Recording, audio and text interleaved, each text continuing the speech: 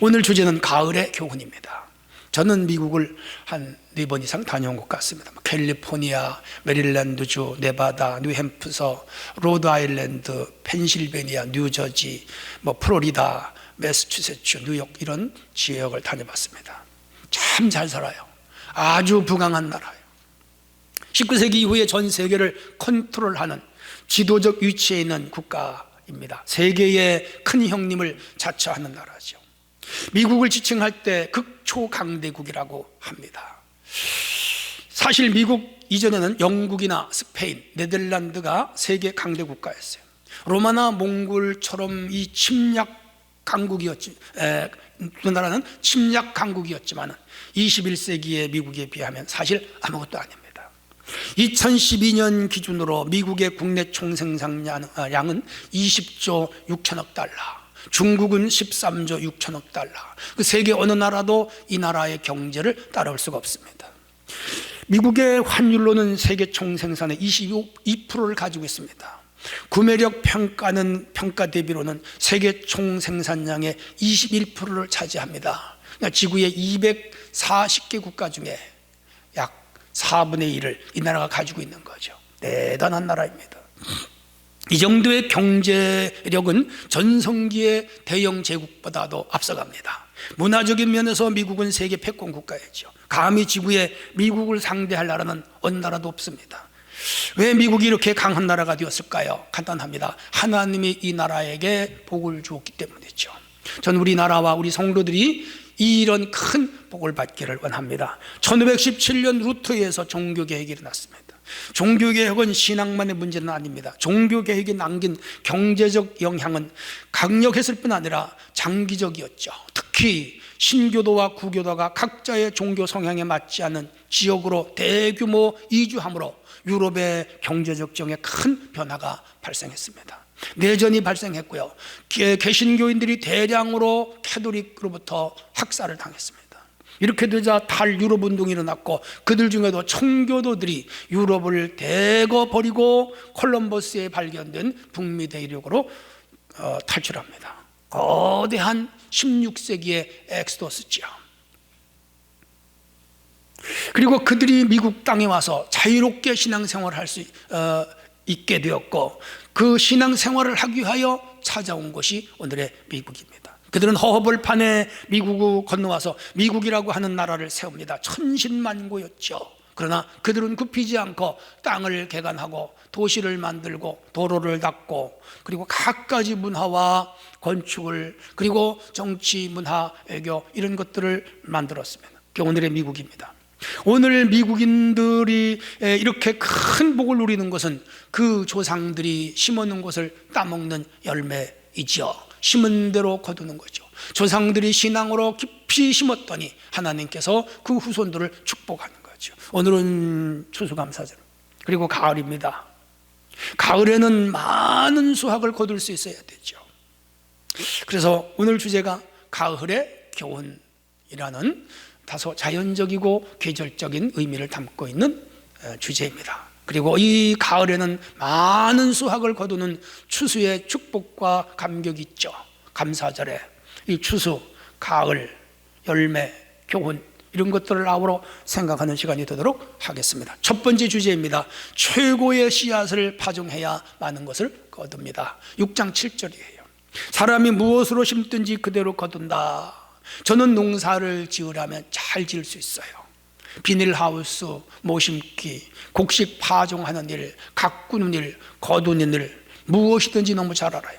농사를 지는 아버지 밑에서 다 보면서 자랐기 때문에 농사에서 가장 중요한 것은 씨앗입니다. 옥수수, 콩, 팥, 밀, 보리, 감자, 벼, 고구마 그리고 배추와 무 같은 채소들까지도 씨앗과 품종이 좋아야 돼요. 씨앗이 나쁘면 그해 농사는 망합니다. 농부들은 이듬해 농사지을 씨앗을 가래 제일 좋은 것으로 보관합니다. 제일 좋고 실한 것들을 따서 따로 잘 둡니다. 씨앗이 나쁘면 그의 농사는 망하지요. 인생을 농사에 비유했고 자식을 농사에 비유한 분이 있습니다. 우리 주님도 인생과 신앙을 농사에 비유했죠. 악한 씨앗이 있고 선한 씨앗이 있습니다. 그리스도인들은 선한 씨앗을 심어야 됩니다. 악한 씨앗을 뿌리면 안 됩니다. 저는 우리 성도들이 언제나 이 인생과 삶과 신앙에 선한 씨앗을 심으면서 살아가시기를 원합니다. 그래야 선을 거두고, 그래야 축복을 거두고, 그래야 열매가 아름답습니다. 악한 씨앗을 심으면 악한 열매를 거둡니다. 저주와 심판의 열매를 거두죠. 똑같이 일하고 수고하면서 나쁜 씨앗을 심어서 망하면 되겠습니까? 좋은 씨앗을 심어서 의와 열매와 축복의 열매를 거둬야 됩니다. 우리 주님은 가시나무에서 포도를 따겠으며 엉겅퀴에서 무화과를 따겠느냐? 좋은 품종, 좋은 나무가 돼야 좋은 열매를 맺고, 나쁜 품종, 나쁜 나무는 나쁜 열매를 맺는다는 거죠. 자연 원리입니다. 콩 심은 데는 콩이 나고 팥 심은 데는 팥이 나게 되어 있죠. 그런 의미에서 우리 성도는 언제나 좋은 씨앗, 선한 씨앗, 의로운 씨앗, 거룩한 씨앗을 심어서 아름답고 큰 축복의 열매를 거둘 수 있기를 바랍니다. 어떤 남편이 아내하고 이제 결혼을 했는데 아내가 공부를 좀 못했어요. 그렇다고 매일 아내를 구박을 하다가 서울에 와서 자기 아내를 버리고 공부 많이 하고 예쁘게 생긴 여자하고 결혼을 해버렸어요. 사람 팔자 시간 문제. 여러 해가 흘렀습니다. 세월이 갔지요. 이 남자는 사업이 망하고 자기 몸에는 병이 들었어요. 자기 조강지처를 버리고 이쁘고 많이 배운 여자하고 결혼을 하고 자식을 낳았는데 그 여자가 남편이 망하니까 버리고 도망갔어요. 자식도 버리고 도망갔어요. 심은 대로 거두는 거죠. 남을 구박하면 자신도 구박을 당합니다. 남을 흠담하면 자신도 흠담을 당합니다. 남을 멸시하면 자신도 멸시를 당합니다. 남을 가슴 아프게 하면 자신도 반드시 가슴 아픈 일이 생깁니다. 남을 흉을 보면 자기도 흉을 잡힙니다. 심은 대로 거둡니다. 좋은 씨앗을 심어야죠. 성도 여러분, 좋은 씨앗을 심으면서 살아가시기를 바랍니다. 그러면 좋은 씨앗이 무엇일까요? 좋은 생각이라고 저는 생각합니다. 사람은 생각이고 사람이죠. 어떤 생각을 하느냐가 그 사람의 인격입니다. 그 사람의 이념입니다. 그 사람의 가치관입니다. 긍정적인 생각, 적극적인 생각, 창조적인 생각, 진취적인 생각, 희망적인 생각을 심으며 살아가야 됩니다. 가장 좋은 생각은 선한 생각입니다. 여러분, 하루 종일 마음속에 악한 것은 다 물리치고 선한 생각으로 채우시기를 바랍니다. 선한 생각이 있으면 선한 말이 나옵니다. 선한 말을 해야 표정이 선하고, 표정이 선하면 행동이 선하고, 행동이 선하면 축복의 열매를 거두지요. 성경에는 선을 행하되 낙심하지 말지니라 그랬습니다. 우리 주님은 선한 분이었죠. 두루 다니며 선한 일만 했어요. 두루 다니며 착한 일만 했어요. 우리가 선한 씨앗을 매일매일 아니 일평생 동안 심으면 당대와 자녀 3대 4대로 내려가면서 그 열매를 따먹게 됩니다. 선한 생각을 심으며 살아가시기를 바랍니다. 두 번째는 좋은 말을 심어야 됩니다. 말은 씨앗이라 그랬습니다. 언제나 불길한 말, 부정한 말, 남을 깎아내리는 말, 비방하는 말, 거짓말, 속이는 말, 비판하는 말을 하면 복을 받지 못해요. 우리 하나님은 너희 말이 내 귀에 들린 대로 내가 행하겠다. 가데스 바나에서 하나님 원망하고 가나안 땅에 못 들어갑니다. 우리 애굽으로 들어갑시다. 모세와 아론을 죽입시다. 백성들이 외쳤는데 너네들이 한 말을 내가 들었다. 너네들이 한 말 그대로 너에게 갚아주겠다. 그래서 그들은 광야에서 38년간 방황하다가 죽고 갈렙 여호수아만 들어갑니다. 주어진 복도 발로 찬 거죠. 무엇이? 언어가. 언제나 우리는 선한 언어, 아름다운 언어, 신앙적인 언어를 심으며 살아가야 할 줄로 믿습니다. 많은 아름다운 언어를 심으며 살아갈 수 있기를 축원합니다. 또 하나는 선한 일을 심어야 됩니다. 선과 악을 구분하는 능력은 하나님이 인간에게 다 주었어요. 만약 선과 악을 구분하는 능력을 상실했다면 이 사람은 버리운 사람이죠. 성령으로 거듭난 사람들은 대체로 선합니다. 신실합니다. 착합니다. 우리는 무슨 일을 해야 하는지, 누구와 만나야 하는지, 어떤 일을 해야 하는지 잘 압니다. 하나님 앞에 선한 일을 하시고, 교회 앞에 선한 일을 하시고, 이웃들 앞에 선한 일을 하면서 살아가는 성도들이 되시기를 바랍니다. 그것이 바로 좋은 씨앗이 최고의 품종이에요. 특별히 복음적인 씨앗을 심으며 살아가시기를 바랍니다. 하나님의 자녀답게 하나님의 말씀에 입각하여 성령의 이끄심을 따라 살아가는 성도가 되시기를 바랍니다. 이것보다 더 좋은 씨앗은 없습니다. 그래서 복음의 씨앗을 심으면 복음의 열매를 거둡니다. 복음의 씨앗을 심으면 축복의 열매를 거두는 것이죠. 반대로 악한 씨앗을 심으면 악한 열매를 거두지요. 아합과 이세벨은 온갖 악한 씨앗을 심으면서 살아갔습니다. 그러다가 그들은 망했죠. 아합은 아람과의 전쟁 중에 중상을 입고 치료를 못 받아서 그의 마차에서 죽었습니다. 그의 아들은 예후에 의해서 피살을 당했습니다. 그의 아내 이세벨은 예후의 반란을 피하여 어느 2층으로 도망을 갔는데 그 2층에 있던 사람들이 그 이세벨 왕후를 들어서 아래층으로 내던져버려서 땅바닥에 나둥그러져 죽었습니다. 그의 딸 아달랴는 남왕국 유다의 왕이 되어 많은 왕자들을 죽이고 그야말로 폭정을 행했습니다. 대제사장이 요아스를 왕으로 대관식을 하던 날 반란이라고 소리치며 길거리를 방황할 때 군중들이 목을 밟아서 죽어버렸죠. 왜 그렇습니까? 악을 심었기 때문에 심판을 거둔 겁니다. 불의를 심었기 때문에 무서운 저주의 열매를 거둔 것이죠.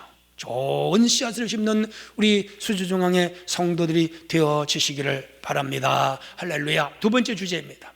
좋은 토지의 씨앗을 심어야 됩니다. 갈라디아 6장 8절입니다. 자기 육체를 위하여 심는 자는 육체로부터 썩어진 것을 거두고 성령을 위하여 심는 자는 성령으로부터 영생을 거두리라 그랬습니다. 아무리 씨앗이 좋아도 밭이 나쁘면 농사가 안 돼요. 밭이 좋아야 많은 수확을 거두어야 돼요. 그러니까 좋은 씨앗과 좋은 밭이 매칭이 되는 겁니다. 나쁜 씨앗이 좋은 밭에 심어도 안 되고 좋은 씨앗이 나쁜 밭에 심어줘도 안 돼요. 좋은 씨앗이 좋은 밭에 심어야 농사가 돼요. 여러 해 농사를 지면 토질이 망가집니다. 농사가 잘 안 돼요. 그래서 해거리를 한다 그래요. 그래서 밭을 바꾸어 가면서 씨앗을 심어야죠. 중요한 것은 밭이 좋아야 되고 또 밭이 많을수록 수확도 많아져요. 여러 해 농사를 지면 객토를 해야 됩니다. 다른 데 좋은 흙을 실어다가 밭에 심어요. 뿌려야 돼요. 하다못해 화분에 꽃을 심어도 토질이 나쁘면 분갈이를 해줘야 돼요. 제 아내가 집에서 이렇게 화초를 키우는데 한 1, 2년 지나면 그 꽃이 영양분이 떨어져 가지고 꽃이 모양새가 안 좋아요. 그런데 화원에 가서 그 흙을 사다가 갈아주면요, 분갈이를 해주면 그 꽃이 다시 소생하는 걸 봤습니다. 분갈이, 흙갈이, 그래야 예쁜 꽃이 피는 거예요. 예수님은 인간의 마음밭을 4가지로 비유했죠. 첫 번째 마음이 길가입니다. 사람들이 밟고 지나간 딱딱하고 굳은 땅, 강팍하고 완고한 마음을 의미하죠. 두 번째가 돌밭이 있다 그랬습니다. 마태복음 13장에 나옵니다. 돌밭은 흙이 얕아 곡식이 자라지 못하고 죽지요. 의심이 많고 인내심과 끈기가 부족한 사람을 의미합니다. 세 번째가 가시떨기, 염려, 근심, 걱정에 얽매여 사는 사람. 이런 마음밭은 열매를 맺을 수가 없죠. 예수님이 말씀하신 네 번째 밭이 옥토입니다. 옥토는 토질이 좋아 농사가 잘 됩니다. 100배, 60배, 30배로 결실한다고 했습니다. 하나님의 말씀이 최고의 씨앗이죠. 옥토에 떨어진 씨앗은 믿음의 결실을 합니다. 구원의 결실을 합니다. 소망의 결실을 합니다. 축복의 결실을 하죠. 우리 마음밭에 옥토가 되어 100배의 결실을 할 수 있는 성도들이 되어야 할 줄로 믿습니다. 예수께서 말씀하신 이 4가지 마음밭을 오늘날 현대적인 언어로 재해석을 하면 첫째가 길가는 닫힌 마음입니다. 닫힌 마음에는 천국의 씨앗이 들어올 수가 없어요. 튕겨나가요. 마음을 활짝 열어야 돼요. 은혜의 말씀, 진리의 말씀, 생명의 말씀, 능력의 말씀, 권능의 말씀, 권세의 말씀, 구원의 말씀을 막 받아들여야 돼요. 이 세상 사람들은 마음이 닫혀 있어서 복음을 보면 안 들어가는 거라 그냥 구원을 못 받는 거죠. 우리는 이미 복음이 들어왔어요. 여러분, 오늘도 말씀을 증거할 때 마음을 오픈 마인드 하셔서 활짝 여셔서 은혜의 말씀, 진리의 말씀, 구원의 말씀, 축복의 말씀이 여러분 심령밭에 심길 수 있기를 바랍니다. 혼탁한 마음이에요. 길가와 같은 마음, 감정에 따라 움직이고 환경에 따라 요동치는 마음, 심지가 굳건하지 못하여 이 사람 말에 혹하고 저 사람 마음에 혹하고 저 사람 마음에 흔들려 중심을 잡지 못하는 마음. 오직 우리는 예수님 한 분만을 바라보고 중심을 딱 잡아야 됩니다. 좌우로 흔들리지 말아야 됩니다. 여러분 전봇대를 보시면 고추 서 있습니다. 똑바로 서 있습니다. 그게 조금 비스듬하면 바람이 불거나 줄이 당기거나 그러면 언젠가 넘어갑니다. 딱 서 있어야 돼요. 우리는 언제나 예수님 중심으로 딱 서 있어서 예수님 한 분만을 바라보고 혼탁한 모든 마음을 저버리고 오직 주님 바라보는 마음으로 믿음으로 굳건해야 됩니다. 이런 사람들은 열매를 맺죠. 또 하나는 가시떨기를 어수선한 마음으로 비유할 수 있죠. 세상의 염려, 재리의 유혹, 일락, 세상의 쾌락이죠. 기타 욕심이라고 성경은 해석을 하고 있습니다. 우리 신앙생활의 축복을 가로막는 마음은 어수선한 마음. 어수선이 뭐죠? 사물이 얽히고 뒤섞여 가지런하지 아니하고 마구 헝클어져 있는 상태를 어수선하다, 복잡하다 그렇게 말합니다. 마음이 조석변기하는 사람은 신앙의 열매를 거둘 수가 없습니다. 축복의 열매를 거둘 수가 없습니다. 오직 예수님 한 분으로 만족한 사람만이 축복의 결실을 100배 혹은 1000배로 거둘 수가 있습니다. 그러기 위해서 또 하나는 진실한 마음입니다. 진실한 마음에서만 하나님의 말씀은 뿌리를 내리고 잎이 무성합니다. 이걸 저는 옥토라고 말할 수가 있지요.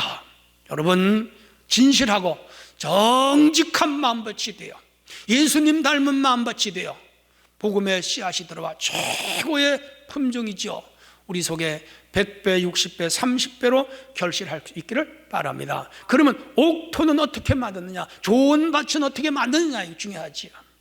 첫째가 갈아엎어야 돼요. 길가와 같은 마음을 갈아엎어야 돼요. 괭이로 파든지 보습으로 갈든지 삽으로 퍼내든지 포크레인으로 갈아엎어서 흙을 뽀드랍게 해야 돼요. 그래야 뭐 씨앗이 들어가서 뿌리를 내리고 가지를 치고 꽃을 피고 열매를 맺을 거 아니에요? 오늘 완악하고 교만하고 사악하고 완고한 마음을 가진 성도들이 있다면 말씀의 포크레인이 들어와서 우리 성도들의 마음을 뒤집어 엎으시기를 바랍니다. 기경할 수 있기를 바랍니다. 하나님께 찬양하고 뜨겁게 기도하고 성령의 불을 받으면 이 완고한 마음도 아름다운 옥토로 밝힐 줄로 믿습니다. 또 하나는 돌멩이나 자갈 같은 유를 없애버려요. 이 돌멩이나 자갈이 뭘까요? 저는 이렇게 해석합니다. 의심 돌멩이, 거짓 돌멩이, 교만 돌멩이, 약한 생각 돌멩이, 거짓 욕망, 불의 탐심, 이 다 죄예요. 사나운 마음, 황소 같은 고집, 게으름, 비양심, 악한 생각 다 우리 속에 구석구석에 쌓이는 돌돔이에요. 이걸 다 치워내요. 힘이 들어요, 어려워요, 복잡해요, 귀찮아요. 그래도 내 속에 있는 이 돌멩이 같은 죄와 녀석들을 다 드러내야 돼요. 노력해야 돼요.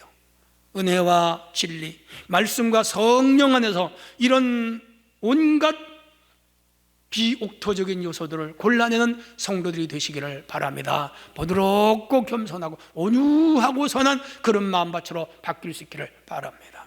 객토 작업을 해야 돼요. 아까도 잠시 설명드렸습니다만 좋은 흙을 실어다가 부어야 돼요. 리어커로 실어오든지 경운기로 실어오든지 덤프 트럭을 빌려서라도 흙을 실어다가 논밭에다 쫙 뿌리면 되는 거예요.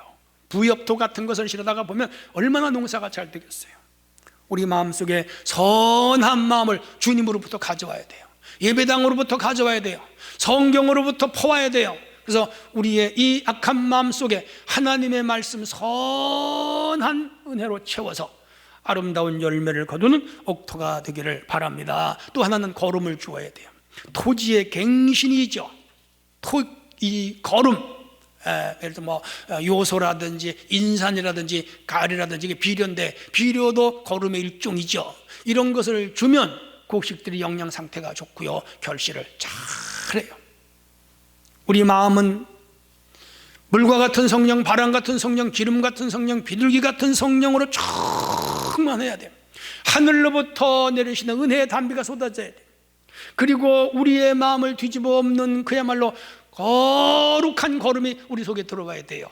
이 시간 말씀의 걸음이 우리 성도들 심령 안에 골고루 퍼질 수 있기를 바랍니다. 여기에 하나님의 복음의 은혜가 들어가면 차고 넘치는 땅의 열매, 하늘의 열매, 육신의 열매, 영적인 열매 거두게 되고, 무엇보다 여러분 가정과 삶과 직장과 생활에 하나님이 넘치도록 부어주시는 풍성한 은혜가 임하게 될 줄로 믿습니다. 마지막 세 번째 주제입니다. 많이 파종해야 돼요. 고린도후서 9장 6절에 보면 이것이 적게 심는 자는 적게 거두고 많이 심는 자는 많이 거둔다 하는 말이로다 하는 말이 있어요. 적게 심는 자는 적게 거두고 많이 심는 자 많이 거둔다. 이건 자명한 진리죠. 어쩌다가 좋은 일을 하나 하고 오래오래 기억하는 사람이 큰 열매 안 돼요. 이 선한 일도 꾸준히 지속적으로 평생 동안 해야 큰 열매를 거둬요. 누구 뭐 밥 한 번 사주고 좋은 일 했다, 그거 한 번 가지고 되겠습니까? 선한 일은 끊임없이 해야 돼요. 농사의 원리는 경작지가 많아야 수확을 거두죠. 예를 들어서 1000평의 땅에 곡식을 심으면 1000평의 수확밖에 올릴 수 없고요. 아무리 농사가 잘 돼도 이 땅이 적으면 수확의 한계가 있죠. 3000평의 곡식을 심으면 1000평의 곡식을 심은 사람의 3배를 거둘 수 있습니다. 그 이상도 거둘 수가 있죠. 10,000평의 땅에 곡식을 심으면 3000평의 땅에 곡식을 심은 사람보다 3배 내지는 4-5배 거둘 수가 있죠. 10만 평의 땅에 곡식을 심으면 10,000평의 땅에 곡식을 심은 사람의 10배 이상을 거둘 수가 있죠. 많이 거두는 것은 뭐죠? 많이 심는 것이 비결이에요. 그러니까 우리가 많이 심어야 돼. 많이 심어야 돼. 여러분 선한 일 많이 하시기를 바랍니다. 의로운 일 많이 하시기를 바랍니다. 거룩한 일 많이 하시기를 바랍니다. 주님이 기뻐하는 일 많이 하시기를 바랍니다. 그래야 많이 거두는 거예요. 그럼 무엇을 심을까요? 저는 신령한 것을 많이 심어라, 그렇게 말씀드리고 싶습니다. 그 신령한 것이 무엇일까요? 첫째가 예배입니다. 주일 예배, 수요 예배, 금요 예배, 새벽 예배, 신방 예배, 가정 예배, 여하간에 예배 생활을 잘하고 많이 심어야 돼. 예배에 빠지지 마셔. 주일날 한번 딱 드리지 말고, 성도 여러분, 주일도 와서 드리고 금요일도 드리고 시간 내서 새벽 기도도 나오고 하나님 앞에 평생 예배적으로 사셔. 하나님께서 신령한 복을 내려주실 줄로 믿습니다. 기도를 많이 심어야 돼요. 기도 심어야 돼요. 제가 이번 학기에 신학교에서 고대 교회사를 가르쳐요. 초대 교회사 중에 속사도들과 교부들을 가르칩니다. 주 500년까지 수많은 기라성 같은 교부들이 나왔어요. 근데 그 교부들 중에 위대한 교부들을 제가 연구하다가 깜짝 놀랐어요. 그 어머니들이 위대하더라고요. 어거스틴 어머니 모니카가 그 세계적인 성자 아들 어거스틴을 만들었더라고요. 야, 콘스탄틴 황제가 주 313년에 기독교를 국교로 만드는 큰 공헌을 한데 그 공로는 그의 어머니 헬레나의 기도의 덕분이더라고. 어머니의 기도가 아들을 위대한 인물로 만들고 교회사적 인물로 키운 거죠. 그리스토톰이라든지 바실이라든지 그레고리 다 어머니들이 불철주야 기도한 인물들이에요. 놀라웠습니다. 존 웨슬리의 그 어머니 수잔나는요 12아들을 다 기도로 키워서 존 웨슬리 감리교회 창시자, 그의 동생 찰스 웨슬리, 참 세계적인 인물을 키운 걸 봤습니다. 어머니를 기도 많이 하셔야 돼요. 수중한 교회 어머니들이시여, 여러분 자녀들을 위하여 눈물로 기도하시기를 바랍니다. 땀으로 기도하시기를 바랍니다. 1000번째 드리면서 기도하시기를 바랍니다. 기도하는 자식은 망하는 법이 없습니다. 다 열매를 거두는 거예요. 기도를 많이 심을 수 있기를 주님의 이름으로 부탁합니다. 물질을 많이 심어야 돼요. 하나님께 헌금 드리는 것은 심는 거예요. 여러분 11조 생활도 성실하게 하시고 감사 헌금 성실하게 하시고, 오늘 추수감사주일인데 추수감사 헌금도 풍성하게 하나님께 드려보세요. 하나님은 심은 대로 거두게 하시고 행한 대로 거두게 하십니다. 하나님께 바친 것에 1000배를 주시죠. 건축 헌금, 선교 헌금 또 하나님 앞에 성실하게 드려서 1000배의 축복을 받는 우리 성도들이 될 수 있기를 바랍니다. 선한 일에 많이 심어야 돼요. 위에서 말씀드렸어요. 내가 남을 도울 수만 있다면, 그게 물질이든 재능이든 기술이든 능력이든 지위든 권력이든 간에 남을 도우세요. 너는 내 떡을 물 위에 던져라. 여러 날 후에 도로 찾으리라. 내가 선을 행했는데 언젠가 나에게 돌아와요. 말없이 내게로 돌아와요. 내가 급할 때 내게로 돌아와요. 내가 위기에 처했을 때 그것이 내게로 돌아와요. 여러분 많이 심으시기를 바랍니다. 할렐루야. 그래서 우리 성도들은 다 복을 누리며 살기를 축원합니다. 하나 더 있네요. 낙심하지 말고 기다려야 돼. 9절. 우리가 선을 행하되 낙심하지 말지니 포기하지 아니하면 때가 이름에 거두리라. 농부는 인내심이 강해야 돼. 인삼을 심으면 6년근 7년근이 돼야 상품이 돼요. 유실수는 10년은 해야 좋은 감, 좋은 사과, 좋은 배를 딸 수가 있어.